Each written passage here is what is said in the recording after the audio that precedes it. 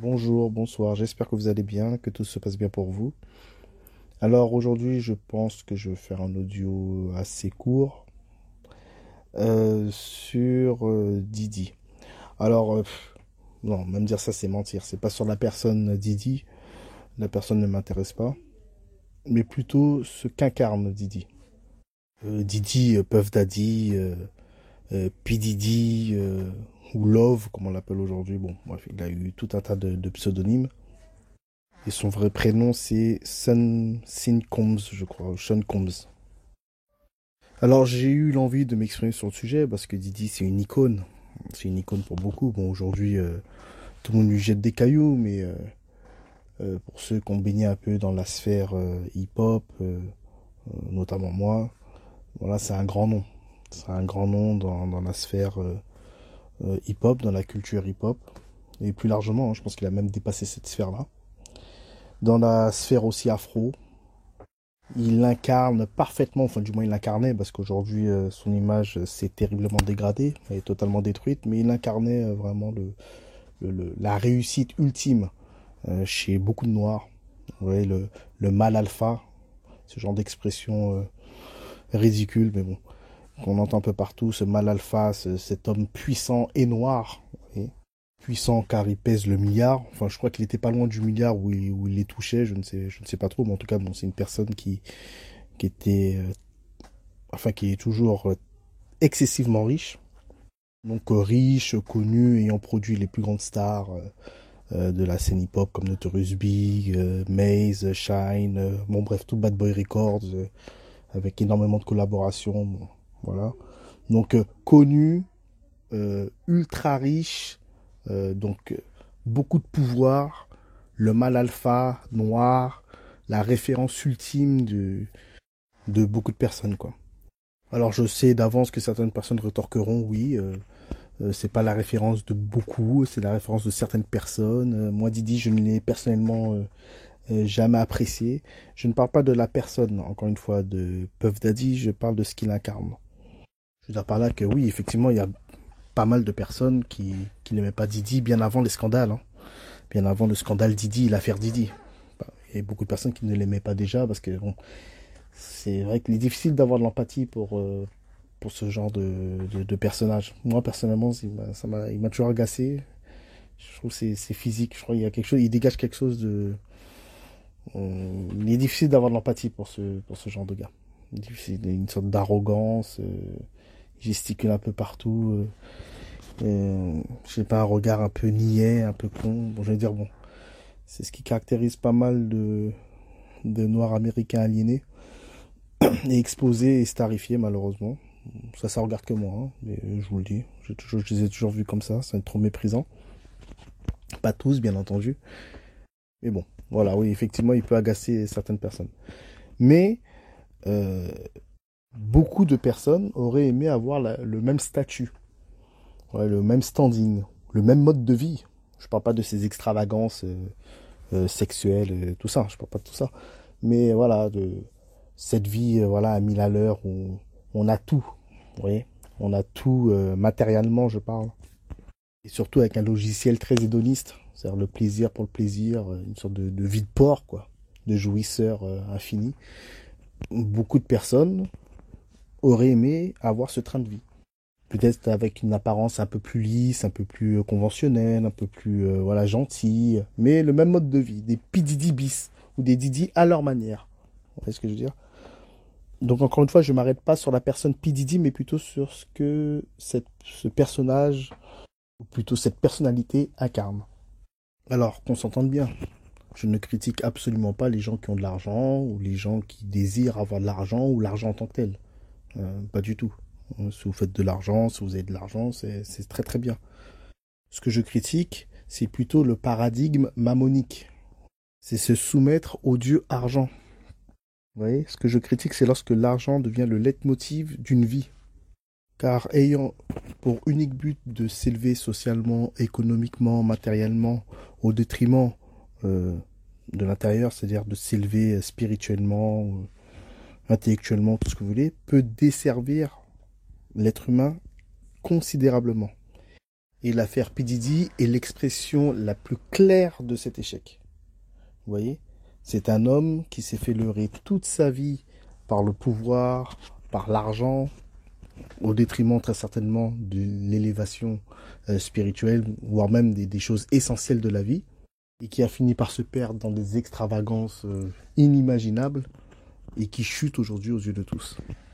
Alors, il est bon de rappeler que les States, USA, ouais, l'Amérique, c'est ce qu'on peut appeler l'extrême Occident. Ou si vous voulez, l'extrême Occident moderne. Je veux dire par là que la modernité a pris naissance dans la sphère occidentale, parce que l'Occident ne veut pas forcément dire moderne. Hein. Il y a eu un Occident traditionnel avant qu'il devienne moderne, bien entendu, mais la modernité a pris naissance dans cette sphère occidentale. Et on peut considérer que les Américains sont ceux qui ont poussé cette idéologie moderne vraiment à son paroxysme. D'ailleurs, il est bien connu que ce sont des gens très extrêmes. Donc, comme disait René Guénon, c'est l'extrême Occident. Je rappelle aussi que Occident, la racine du mot Occident, oxyre veut dire tuer, mourir. C'est là aussi où la lumière disparaît. C'est l'endroit géographiquement où le soleil se couche. Tout ça, symboliquement, ça a un sens très très fort. Donc la modernité, c'est couper le lien avec Dieu, c'est tourner le dos à Dieu. Oui, comme disait encore René Guénon, c'est se détourner du ciel pour vouloir conquérir la terre uniquement. Donc bien évidemment, cela engendre des mentalités très très très pragmatiques. On ne voit que matériel et on se détache, bien évidemment, des choses essentielles, qualitatives. Vous voyez, qui ne sont pas forcément quantifiables. Je vais tenter de donner un exemple assez clair.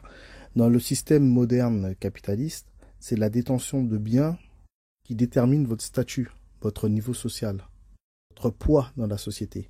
Plus vous en avez, donc on est dans le domaine du quantifiable, plus vous en avez, plus vous êtes quelqu'un. Moins vous en avez, plus vous êtes insignifiant. Vous faites partie des pestiférés. Alors que dans les systèmes traditionnels, traditionnel qui est l'antithèse de la modernité, c'en est tout autre. C'est-à-dire c'est votre qualité d'être qui détermine qui vous êtes dans la hiérarchie. Se trouvent tout en haut les plus grands saints, les gens réalisés spirituellement, et tout en bas, les gens uniquement mus par les mondanités ou bien par les choses primaires, c'est-à-dire qu'ils ne sont mus que par les plaisirs du ventre et du bas-ventre, ou manger, copuler, déféquer, voilà. Bon, alors pour revenir sur ce que je disais, oui, les States, c'est l'extrême Occident. C'est l'endroit où nous vous parle du rêve américain. Et qu'est-ce que le rêve américain ? C'est un concept qui prône la réussite sociale, l'égalité des chances. Vous voyez ? Alors il y a des bonnes valeurs, parce que on dit souvent que le rêve américain, voilà, c'est par le travail, l'abnégation, le courage, vous voyez, la détermination qu'on peut arriver à atteindre des niveaux voilà, très très élevés, des niveaux de vie très élevés, et qu'il y a la chance pour tout le monde. Donc le courage, le travail, ce sont de très belles valeurs, je ne vais pas cracher dessus. Mais voyez-vous, le rêve américain, et dans le rêve américain, il y a bien le mot rêve. Vous voyez ? Le rêve n'est vu que sous le prisme du matériel.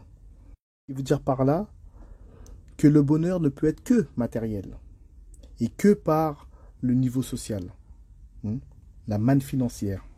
L'argent, le matériel fait le bonheur, et rien d'autre.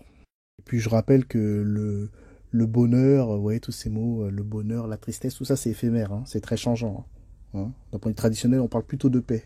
Bon, c'est autre chose. Donc comme je disais, oui, le rêve américain n'est vu que sous le prisme du matériel. Donc on peut dire clairement que P. Diddy a accompli son rêve d'ailleurs. Voilà. Son rêve qui a des allures de cauchemar aujourd'hui. D'ailleurs, qui en a fait cauchemarder beaucoup. Je suis pas sûr que Justin Bieber trouve que le rêve américain a bon goût. Vous voyez ? Le point de vue traditionnel, c'est autre chose. Il n'y a pas trop cette volonté de vouloir capitaliser au maximum. On n'a pas à capitaliser au maximum. On doit capitaliser pour le nécessaire. Vous voyez ? Et on doit être dans une logique de partage, d'échange. Et il est dit d'ailleurs que plus vous partagez, plus vous vous mettez au service des gens et plus Dieu vous donne. D'ailleurs, à bien regarder, même en islam, les grands califes ont tous fini riches. Et pas riches à la P. Diddy, à la Jay-Z, à la Epstein, à la Rockefeller, ou à la Louis de Funès dans La Folie des Grandeurs, non. riche intérieurement, extérieurement et dans le partage. Car ayant conscience que nous sommes tous des dépositaires éphémères, on va dire, parce que l'argent ne nous appartient pas, en final de compte dans l'absolu. Tout appartient à Dieu. On a conscience qu'on a un petit passage à faire sur Terre. Il n'y a aucun intérêt donc de tout capitaliser pour sa petite poire personnelle. Le but est de faire prospérer la communauté. D'ailleurs, il faut reconnaître que Tupac, à l'âge de ses 20 ans, début vingtaine, de toute façon il est mort à, je crois, 24 ans ou 25 ans, il est mort très jeune, dans une interview, disait qu'il trouvait ça inconcevable que des grands artistes noirs puissent avoir des grands châteaux, des grands manoirs avec 17 chambres. Il ne comprenait pas l'intérêt. Surtout que lorsqu'il regardait autour de lui, il voyait le ghetto et une pauvreté extrême. Il trouvait ça insensé qu'il n'y ait pas cette idée de partage, quoi. Il avait entièrement raison. Ça n'a absolument aucun sens.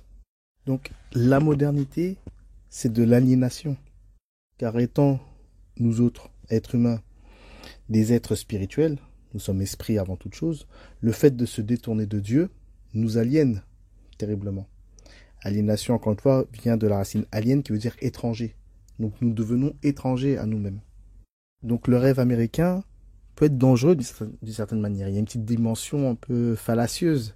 Si on ne se concentre uniquement sur notre ascension sociale en délaissant le plus important, cela nous desservira en final de compte. Si aussi on inverse les rapports, c'est-à-dire qu'on fait prévaloir notre ambition de grimper dans l'échelle sociale devant notre rapport avec Dieu, notre pratique quotidienne, cela devient aussi extrêmement dangereux. Je sais qu'en France, la diaspora afro prend souvent comme référence la communauté noire américaine. D'ailleurs, ils ont cette fâcheuse manie, ici les Noirs de France, de parler de communauté noire. Il n'y a pas de communauté noire en France, encore une fois. Il y a une communauté noire américaine, mais il n'y a pas une communauté noire en France. Je m'explique. La communauté noire américaine se fonde sur un socle commun. Généralement, c'est un socle très protestant, c'est-à-dire avec des principes et des valeurs communes. Le noir américain est très assimilé au système américain, même à l'identité américaine. Il se considère américain. Même si on a beau les appeler les afro-américains, ils sont américains avant toute chose. Lui, son drapeau premier, c'est le drapeau étoilé, et non pas le drapeau de ses origines. Voilà. En France, c'est tout à fait autre chose. Vous voyez, l'immigration noire dans son ensemble, qui viennent des Antilles ou d'Afrique, les bagages culturels et traditionnels sont tellement différents que cela ne peut pas créer de cohésion. Vous voyez, une cohésion noire, une communauté noire, ce n'est pas possible. Le logiciel du Soninké est à l'opposé, voilà, pas à l'opposé, mais totalement différent, par exemple, du logiciel, je sais pas, du Congolais ou de l'Antillais, par exemple. Le point en commun sera certes le taux de mélanine, mais c'est tout. Et ce n'est pas, encore une fois, un critère assez fort pour fonder une communauté. Mais voulant prendre coûte que coûte comme référence la communauté noire américaine, qui selon moi n'est pas une référence du tout, bon, on va y revenir, et ben on tombe dans ces extravagances en voulant parler de communauté noire en France. Et personnellement, j'ai toujours trouvé ça absurde. Donc pour revenir maintenant sur la communauté noire américaine, oui, elle existe, parce qu'encore une fois, ils ont un logiciel commun, très souvent protestant, libéral et noir, hein, bien entendu. Ben, cela crée des liens assez forts, et puis ils peuvent faire poids. Mais la sphère nord-américaine, désolé de vous le dire, est terriblement aliénée. Hein. Car pour elle, la finalité du combat, c'est peser économiquement, pour se faire respecter des autres. Vous voyez, elle adopte et elle épouse les valeurs et les principes mortifères de ce système capitaliste moderne. Donc, à bien regarder, c'est une communauté de façade.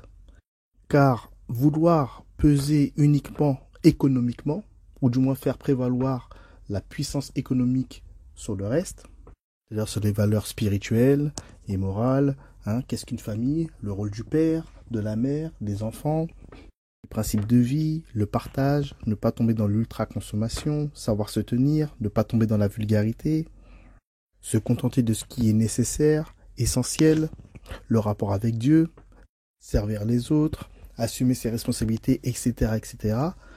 Cela dézingue littéralement la communauté qu'on prétend incarner et défendre. Parce que le système moderne et capitaliste engendre de l'individualisme. Il ne faut pas se leurrer. La somme d'individualité, le rassemblement d'individualités individualistes, n'a jamais fondé de communauté. Vous voyez, les appellations mon frère, ma sœur, ou plus vulgairement, chez aux States, même en France, mon négro, je ne sais pas quoi, tout ça, c'est du vent, de l'ordre du spectacle, du show. Le mot communauté renvoie au sens comme un, vous voyez, au sens qui fait corps. Lorsqu'on parle de communauté, c'est ce qui fait corps, qui ne fait qu'un. Donc automatiquement, il y a de l'amour. Hein, parce que vous voyez votre frère ou votre sœur comme vous-même. Mais vraiment, profondément. Hein, on parle de communauté familiale. Que la communauté familiale est censée faire corps. Vous savez pertinemment que vous êtes capable de donner 2 reins, voire votre cœur, ou mourir pour votre frère ou votre sœur de sang, ou de votre père, ou de votre mère, ou de vos enfants. C'est tout à fait normal. Ça fait penser d'ailleurs aussi aux guerres saintes, hein, en islam. Les compagnons, les frères musulmans de l'époque pouvaient se tuer, hein, pouvaient donner leur vie pour leurs frères et leurs sœurs, parce qu'ils faisaient comme un, ils faisaient communauté, ils faisaient corps. Voilà 2 exemples de communauté dans le sens strict du terme. Soudé qui fait corps, tout ceci est régi par l'amour. Une communauté fondée sur l'argent, hein, le fait de vouloir peser économiquement, croyez-moi que l'amour vient en second plan, parce que c'est de l'ordre du quantitatif. Il y a volonté de vouloir toujours plus. Et ça crée de l'avarice, de l'individualisme, vous voyez, de la multiplicité, de la division. On en finit à vouloir des grands châteaux et des gros manoirs comme des Pleurer Tupac avec 17 chambres, en délaissant ses frères et sœurs de la communauté, comme on aime tant dire, dans la daube, pour parler vulgairement. Ou dans la rue, si vous voulez. Et je suis désolé, moi je vois très peu d'amour, hein, dans cette sphère afro-américaine. J'en vois très très peu. D'ailleurs, je vous encourage, pour ceux qui n'ont pas regardé ces films de la black culture, tous les films de John Singleton. Je trouve que c'était un excellent réalisateur, qui est décédé depuis, hein, père à son âme. Il est décédé en 2019, il me semble. C'est lui qui a fait les films comme Boys in the Hood, Baby Boy, Poetic Justice. Je crois que c'est lui aussi qui a fait la série Snowfall, apparemment qui cartonne. Je trouve que c'est quand même des bons films qui dressent un tableau assez froid et réel et objectif de la société américaine et surtout de la pseudo-communauté noire aux States. Je trouve pour faire une étude, on va dire, à un certain niveau sociologique sur l'état des Noirs là-bas, je pense qu'il y a matière pour, parce que tout y est. Hein. Ça parle des relations hommes-femmes, de la famille, hein, j'ai en tête Baby Boy, de relations hommes-femmes aussi, hein, dans Baby Boy, des rapports entre noirs de cité, de banlieue, hein, Boys in the Hood. Ce qu'a voulu montrer Singleton, c'est qu'on a beau parler de négro, il n'y a que de l'hostilité et de l'individualisme. Regardez aussi, si vous voulez, Menace to Society. Bon, c'est des films connus, hein, je pense que la plupart des gens qui m'écoutent ont vu tous ces films-là. Menace to Society, qui est dans l'espace Singleton, c'est qui, hein, les frères Hughes. Un film très très violent, ultra violent même, qui a fasciné toute la banlieue parisienne aussi. C'est triste, hein, parce que c'était un film, je pense, qui était plus préventif qu'autre chose. Mais bon, la culture urbaine nord-américaine, qu'elle soit cinématographique ou musicale, a souvent eu tendance à magnifier, à embellir la laideur et la cruauté, l'hostilité, la violence. Oui, ils arrivent à donner du style. Je ne sais pas si c'est fait volontairement ou involontairement, mais malheureusement ça crée des dégâts considérables en banlieue parisienne, où des gens arrivent à être fascinés par des personnages comme O-Dog dans Menace to Society, alors que c'est une personne qui est détestable comme pas possible. D'ailleurs, l'acteur en question qui incarne O-Dog, Laren State, a dit lors d'une interview que tous ceux qui ont été fascinés par son personnage, O-Dog dans Menace to Society, n'ont absolument rien compris. Quand vous regardez ce genre de film, là j'ai en tête Menace to Society par exemple, vous vous posez de grandes questions, hein, sur la notion de communauté. Comme le dit la voix off dans le film, tout et n'importe quoi pouvait arriver à n'importe quel moment. Je crois que c'est une phrase comme ça qu'ils disent. C'est l'anarchie totale. Les Noirs se tuent entre eux, mais de manière mais c'est atroce. La vie n'a pas véritablement de sens pour eux. Ils ne donnent pas trop d'importance à la vie. La leur comme celle des autres. Hein. Ils tuent des épiciers comme ça gratuitement, comme aussi ils tuent leurs frères noirs. Hein, la communauté noire là. Ça s'entretue comme pas possible. Ça met d'une cruauté infinie. Et gratuitement. Tout le monde se rappelle du passage où Dog il tue un junkie qui réclame une dose. Voilà, et vous voyez, le réalisateur montre bien qu'il s'appelle Negro toutes les 2 minutes hein, dans le film, hein, comme dans la réalité, mais il s'entretue. Il s'entretue. Le film Menace aussi est assez bien écrit, avec le personnage de Sharif qui est assez intéressant, l'ancien gangster converti, là, avec son propre père qui n'est pas musulman lui, mais qui est chrétien, je crois, et qui fait la morale aux frères noirs du ghetto. Bon. Alors certaines personnes diront ouais mais c'est la pauvreté, voilà ils survivent donc ils sont obligés de tuer. Non, la pauvreté n'engendre pas forcément la voyoucratie, le gangstérisme, la monstruosité entre frères et sœurs, entre gros guillemets. Non, pas du tout. Hein. Il y a des pays très très pauvres où il n'y a pas de gangstérisme. Hein. Je suis désolé, sur la planète Terre, il y a des pays d'une extrême pauvreté où il n'y a pas de gangstérisme, où il y a de la bienveillance entre gens issus de même communauté. Donc voilà, la pauvreté n'est pas un argument.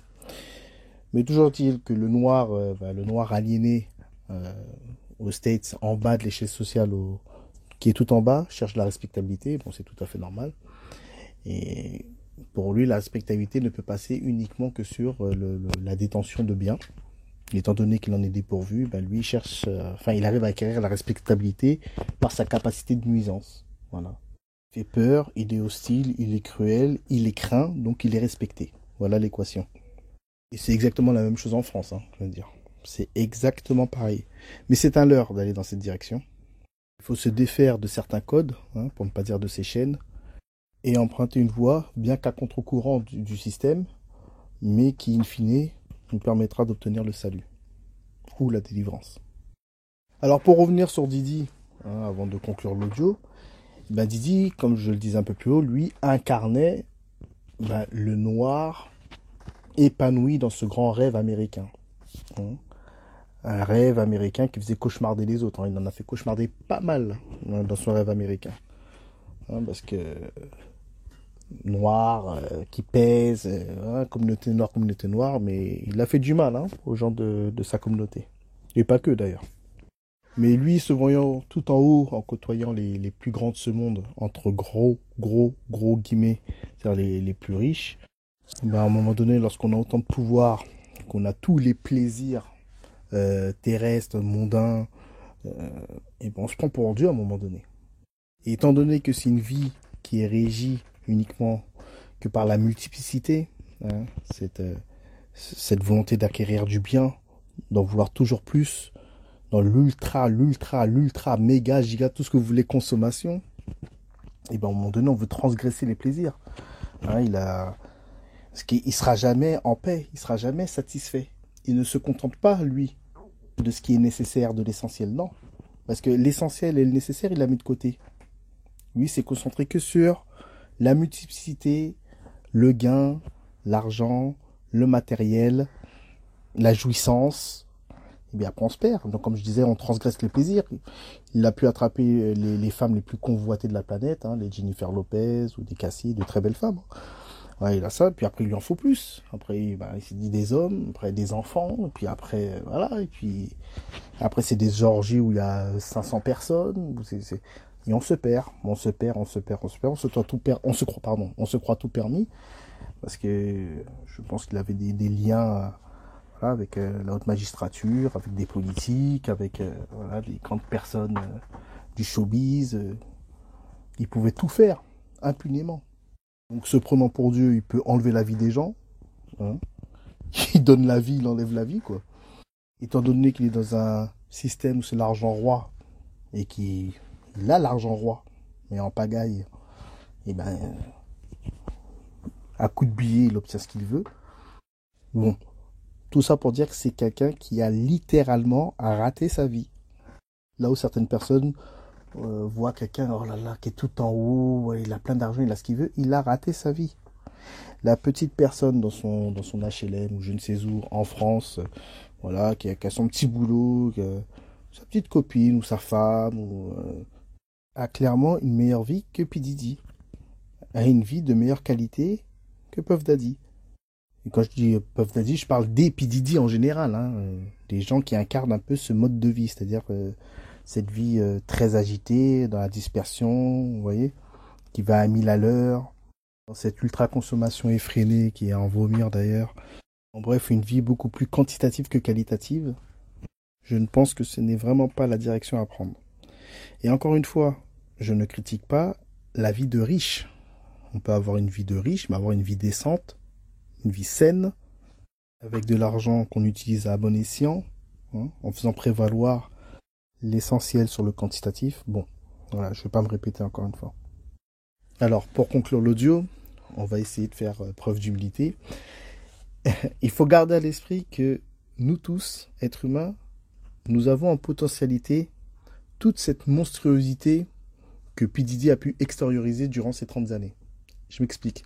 C'est-à-dire que nous tous, êtres humains, nous avons une partie très très sombre en nous, hein, qui est sans doute à l'état de veille, endormie, mais en tout cas qui est présente encore.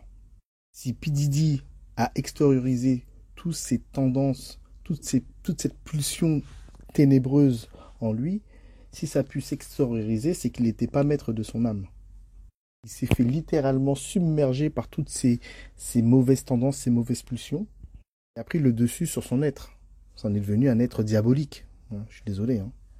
Regardez bien, ça a même des répercussions physiques. Regardez bien le regard, le sourire. Il y a quelque chose qui se manifeste. C'est assez terrifiant. Et nous tous, nous avons cette potentialité en nous.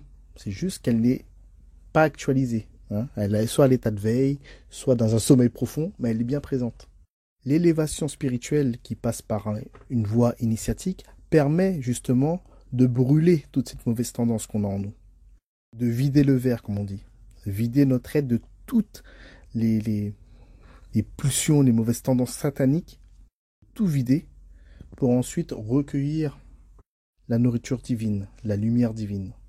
Mais se concentrer uniquement sur l'élévation extérieure, matérielle, en délaissant notre intériorité, cela donnera fortement l'envie aux mauvaises pulsions de notre être à se manifester, à prendre le dessus sur notre être, quitte à en devenir esclave. Il faut prendre conscience que parfois la privation est un don. Des fois, par pur caprice égotique, on peut se dire « Oh là là, mais j'ai pas ça, j'ai pas de chance, lui il a ça, moi j'ai pas ça, j'ai pas ça. » Mais ça peut être un don. Le fait que Dieu ne vous accorde pas cette chose-là permet de vous préserver. Il y a une miséricorde derrière tout ça. Si demain vous obtenez tout, c'est-à-dire vous obtenez toutes les clés de ce bas monde, ça peut être vraiment une malédiction. Alors, si vous avez lâché la corde qui vous permet d'avoir cette connexion avec le divin, vous serez livré uniquement qu'à vous-même et qu'à vos pulsions égotiques, colériques et sexuelles. Il n'y aura plus aucune raison de les contenir si vous avez entre guillemets les pleins pouvoirs et que vous êtes livré à vous-même et ne comptez que sur vous-même. Vous allez perdre sûr et certain, quoi qu'il arrive. Diddy en est la preuve. Voilà pourquoi il est plus qu'important que de se rattacher à Dieu. Les contraintes et les privations que Dieu nous donne ne sont que miséricorde. C'est par amour pour nous qu'il le fait. Et ça, il faut en avoir conscience. Car il nous connaît mieux que nous-mêmes. Et il se peut que Dieu vous accorde toutes les richesses de ce bas monde, car il vous a délaissé. Voilà, je vais conclure sur ces mots. J'espère que je n'ai pas été trop long, moi qui pensais faire un audio très court. Je suis désolé, presque 30 minutes. Je vais vous laisser. Sur ce, prenez soin de vous et de vos familles. Paix sur vous tous. Ciao.